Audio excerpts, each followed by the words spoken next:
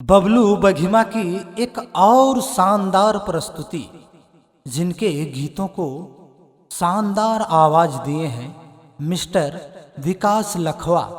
संगीत सरगम musical group.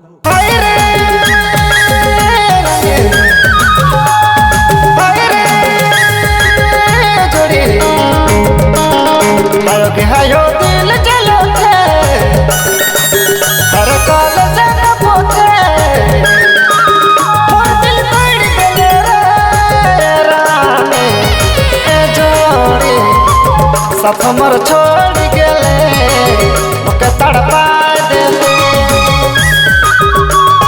हाय रे रानी हाय रे जोड़ी और विश्वास उठते मर जाऊं लगते। रिकॉर्डिंग रवि राम, सरगम स्टूडियो, लोंगा बसिया।